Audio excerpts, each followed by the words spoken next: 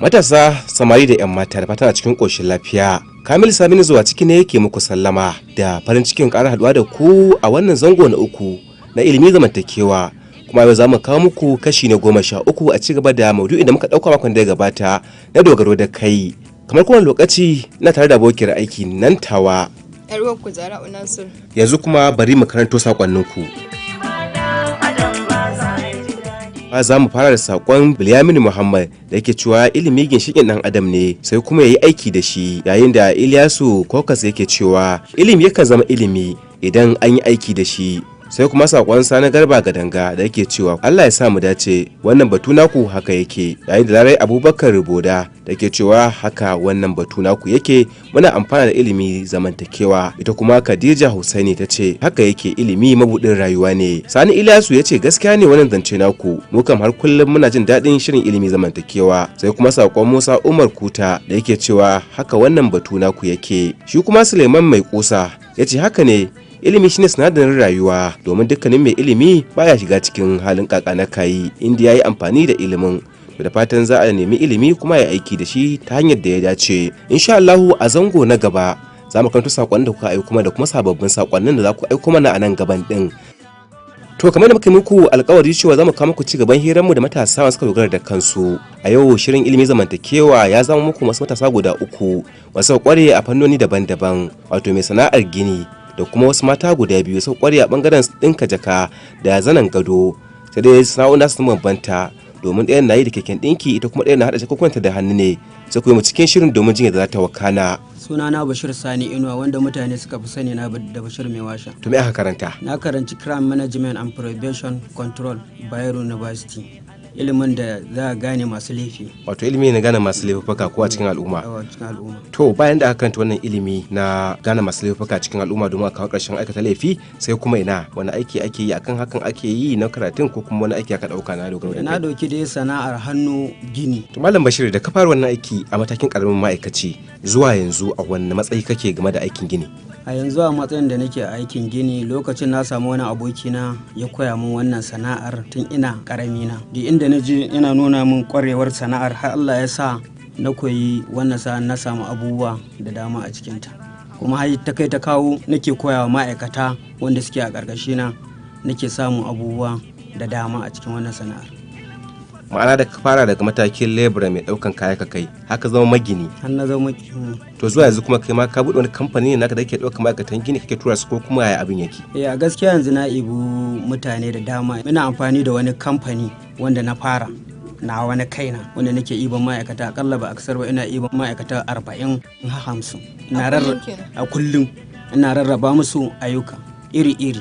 To ganin cewar ka samu nasarori da ci gaba a cikin wannan harka ta gini, wani alfano kuma kake samu har ila yau a cikin ta dangane da rayuwa? A gaskiya alfanun da nake samu a cikin wannan sana'a ta gini akalla ba aksara ba, nakan dan samu 10,000 a rana ɗaya har zuwa 15 ina samu. Ya danganta da irin yawan aikinka da ka samu a rana da yawan mutanen da zaka tuttura su yi ma wannan aikin. Wannan 10,000 da kake samu a kowace rana, shin aiki da kake na yini ne ko kuma a kowace kuma da ka fito da su a cikin aikin naka? Ya danganta da irin kwastomomin da ka samu. Wani sa ina aikin wani, ina yin na kwangila, duk wanda ya samu. Ya kasance injiniyoyi da dama sukan kira wani su ban aiki in yi caji tsakanin ni da su. Yawancin harkar sana'ar tamu mukan ɗora bulo naira 50, mun kira wasu burkilolin sai mu ba su 40. Kuma yanda wani zai iya biya wani ba zai iya biya, har ta kai ta kawo injiniyoyin za su zo su duba aikin mu, in yayi a yi mana ƙari a kai. Wato kai yanzu kana hulɗa da injiniyoyin magina kenan, suke baka kwangila kai kuma ka caji wasu abubuwa kan ma'aikatanka? Gaskiya ina aiki da injiniyoyi da dama iri-iri, kuma na ƙware akan wannan sana'ar tawa. Sukan dan kira ni da irin ilimin da na yi a kai, suna jin daɗin aikina sosai. Sannan kuma in ma filasta ce za mu ciniki da su, mi tsada da su. Sannan ma'aikata na da na kira su in sun kai mutum 30 zuwa 40 za mu ciniki da su, kowanne in gaya musu ga yanda nake so su yi min. Wani burkilan a rana ɗaya sai ga ya samu 2,000, lebura 1,000. In aiki ma mai tsoka ne sai ga burkila ya samu 5,000 zuwa 6,000, saboda alfanun wannan sana'a da muke cikinta. Malam Bashir, matasa da dama ba sa son su yi sana'a irin wannan taka ta gini, wace shawara za ka ba matasa domin su rungumi sana'ar gini domin dogaro da kansu? Gaskiya shawarar da zan ba wa matasa ya kamata koya sana'a su ganta su ringa daurewa suna yi don ba su san abin da za su zama a kai ba. In ka ce da aikin gwamnati za ka samu aiki wahala yake. To Malam Bashir ka ce kana aiki da injiniyoyi kuma ƙarshe ka yi ka zai su maka aiki. Shin injiniyoyin suna baka ne kai tsaye kawai ka je ka cigaba da aikin ko kuma suna bibiyar ka su ga yadda aikin yake gudana? Gaskiya abin da nake so in gama babu yanda za a injiniya ya baka kai tsaye haka kawai kai aiki da ka. Dole injiniyoyi suna zuwa su duba aiki na su gaya min abubuwan da suke so. Ya danganta da irin tsarin injiniya da yake so a zo a yi masa aikinsa sosai, sannan kuma sai ya zo ya duba aikinka in yayi ya sallame ka, in kuma bai kawo gyara a kai. To Malam Bashir, a yawace-yawacenka na wannan aiki naka na wato gini, shin in ka duba wasu garuruwan zaka ga irin su Jos, su Benue, zaka ga da maza da mata duk ake yin gini. Shin kai ma ka haɗu da irin wannan mutane? Tabbas maganaki mata suna aiki a wajen Kano. Ba zan manta ba lokacin da wani babban injiniya ya kira wani aiki Kaduna nan Gamji. Ina cikin wannan aikin nawa sai na ga 'yan mata su 3 sun zo tambayar aiki wajena. Sai abin ya ɗore min kai. Na ce za a 'yan mata su zo su tambaye ni aikin leburanci, ai wannan ba za su iya ba. Wasu mutane da kartan gefe guda suka ce in jarraba su, muka ta ja in ja da su, sannan na ba su wannan aikin. Lokacin da suka fara wannan aikin sai abin ya ban mamaki yadda suke wannan aikin, ko mazajen ba su yi wannan aikin. Sukan ɗau kankare su hau da shi sama su yi aiki, kuma sai ga sun fara aiki tun karfe 8 har zuwa 6 ba su gaji ba. To irin wannan ayyukan da na ga suna har ta kai ta kawo nake musu ɗan ƙari don ƙara musu ƙwazo akan wannan sana'ar tasu. To muna godiya a Bashir da ka zo wannan shiri na ilimin zamantakewa kuma ka gaya matasa irin sana'ar da kake ta dogaro da kai bayan kuma ka yi ilimi kuma ka kawo da cewa masu zaman banza da zaman kashe wando masu tada zaune tsaye. Muna godiya kuma da fatan wani lokacin mu kuma gaita ka za ka zo cikin wannan shiri na ilimi zamantakewa domin mu tattauna akan cigaban da aka samu a rayuwa.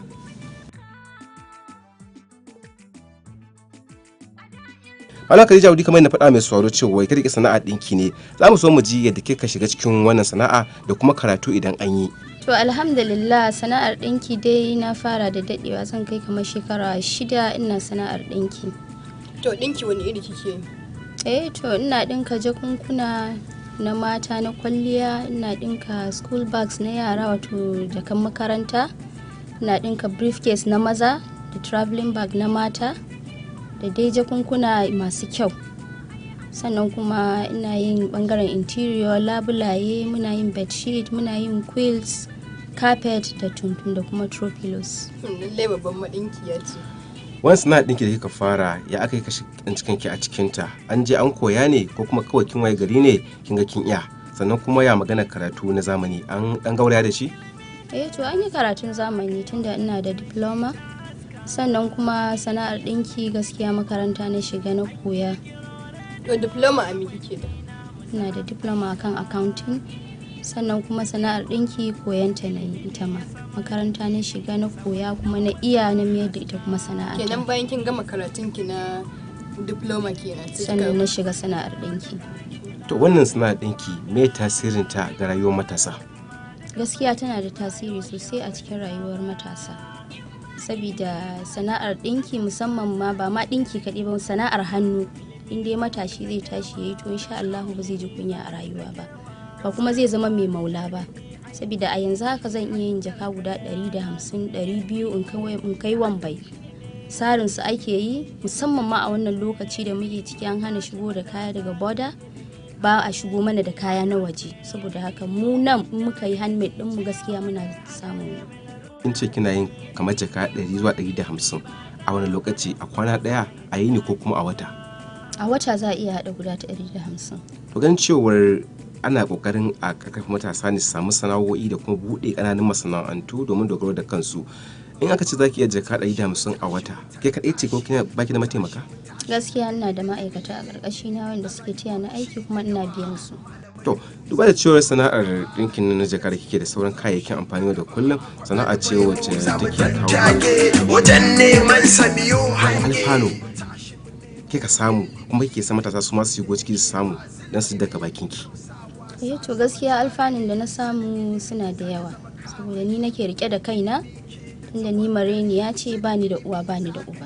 A wannan sana'a ina jin daɗin ta saboda ta rufa min asiri, ban roƙa ba bare a yi min gori. To muna godiya Malama Khadija Audi da yake ba mu lokacin ki zuwa cikin shirin ilimi zamantakewa domin mu tattauna akan sana'a da kike yi.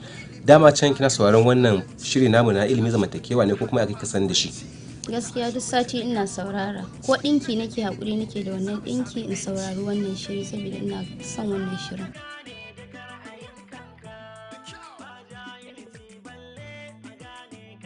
To malama Zainab Dahiru, kamar yadda wato yar uwarki Khadija Audi ta yi mana bayani, kima irin natan ne ko kuma akwai wani bambanci?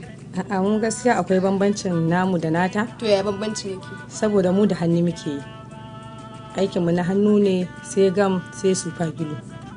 Za mu nemi leda, mu nemi kushin, mu nemi kwali, sai gam da shi muke. Mu namu akwai bambanci tsakani da tata. Ita aikin keke ne, mu kuma namu aikin hannu ne. Da hannu muke, za mu nemi leda, mu nemi kushin. In muka samu kushin shine za mu zana fatin ɗin abun. In muka sa majamin din muka dora kwali muka zana sai mu sa almakashi mu fita. Sai mu shafa gam, shi ma kwalin sai mu shafa mai gam. Shi ma kushin din sai mu shafa mai gam. Sai mu dora, in muka dora sai mu kwakwantar da shi. In muka kwakwantar sai mu zo kuma mu yanka landin daban, shi ma sai mu dora. In muka dora sannan sai mu zo gefen, shi kuma sai mu dan goga gam nan gefen da gefen. Shi kuma gurin zakadin shine za mu je mu dora akan keke mu dinki. Shine inda muke amfani da keke. Amma sauran duk aiki da hannu muke yi. Sannan sai in muka zo muka haɗa gefe da gefen, to za mu sa wani karfe mu bubbula. Akwai na island da ake sayarwa, to da yake island din yi wahala sai muke bula da wani karfe gefen. Sai kuma mu zo mu sa hannu sai mu dinki. In muka dinke sannan sai mu zo mu dora kasa. To haka muke yin irin ita wannan jakar tamu. Sannan kuma muna yin zanin gado, muna yin kuma setin baby, kuma ina yin man shafawa, kuma ina irin santa kafita ka na tsakar ɗakin na mata. Muna yin wa'in. To mu koma waccan sana'a ta ta jaka da kike ta hannu. Su waɗannan kayayyakin aiki da kuke ɗaukowa ku yanka, ta yana kuke samun su? A kokowan bai muke zuwa muna siyo. Idan kun so kuka zo ku yanka da kan kuke yi ko kuma hayo wasu ne su yi muku aiki aikata? Da dai mu kaɗai muke, daga baya ne dai mutane suke shigowa muke ɗaukar su muna koya musu a gida. Suna zuwa su koya. To muka dubi jaka ce kamar za mu ce ta gargajiya kenan ko ta hannu da ake yi a sa gam da makamantan sa ɗinka, ya karɓo ta take a gurin al'umma magana da kasuwa. Insha Allah kan duk sanda na yi kan in wannan ne ya ce in mai kafin gama mai wani ya ce yana so, haka ake yin harkar jaka. To ya uwa ke Khadija ta ce takan yi kamar guda 150 a tsawon wata ta kai kasuwa ta sayar gurin 'yan sari, ke kina iya yin kamar nawa? Gaskiya mu tamu guda 150 ba za ta yi ba saboda mu aikin hannu ne. In a keke ne mu ma za mu iya haka, amma da yake mu aikin hannu ne gaskiya bai fi mu yi guda 60 ko 70 ba a wata guda. To a ƙarshe Hajiya Zainab Dahiru, muna godiya da kika zo mana wannan shiri na ilimi zamantakewa, amma kuma zan so ki amfani da wannan dama. Akwai mata matasa irin ki da suka yi aure da maimakon su kama sana'a sai a rinka hada da su ana tare da wani tsaye a gidajen auren su ana fitina a cikin gari. Wani kira zaki gare su? To ina kira a gare su wannan dai sai hakura su dena, su kama sana'a shine fi musu alkhairi, su zauna lafiya su rike kansu su taimaki yan uwansu, shine kira na a gare su. Yau ga ki a cikin shirin ilimi zamantakewa, wani farin ciki zaki nuna an yi hira da ke kuma kin faɗi irin kwarewa da ka samu a rayuwa? Gaskiya ina farin ciki sosai, kullum ina sauraron nema shirin nema da yau gashi Allah ya kani, ina farin ciki sosai, Allah ya saka da alkhairi. To ya kan kika samu zuwa? Sauraron da nake yi ne a hankali, nema ne ta bin diddigi dai har na gane yadda ake zuwa ake yi, nema kuma Allah ya kani yau aka yi amfani da ni. To muna godiya Hajiya Zainab Dahiru da kika ba mu lokaci har kika bayyana mana irin basira da Allah ya baki ta hada jakar hannu da kuma kayayyakin gado da makamantansu domin dogaro da kai. Masu sauraron shirin ilimi zamantakewa, za ku yi bibiyan mu ta shafukan sada zumunci kamar haka don bayyana ra'ayoyinku: Facebook ilimi zamantakewa, YouTube ilimi zamantakewa, Twitter @ilimi zamantakewa. Haka kuma za ku yi aiko mana saƙon bayanan ra'ayoyinku a adireshinmu na imel a dandalin tallafawa matasa @gmail.com ko kuma shafinmu na yanar gizo itmm-iyantama.com. Za ku yi aiko saƙonninku a lambar mu ta wazo 08098438488 wato 08043984488. Haka kuma za ku iya ziyartar babban shafinmu da mu tattaunawa da ku a dandalin tallafawa matasa.ning.com.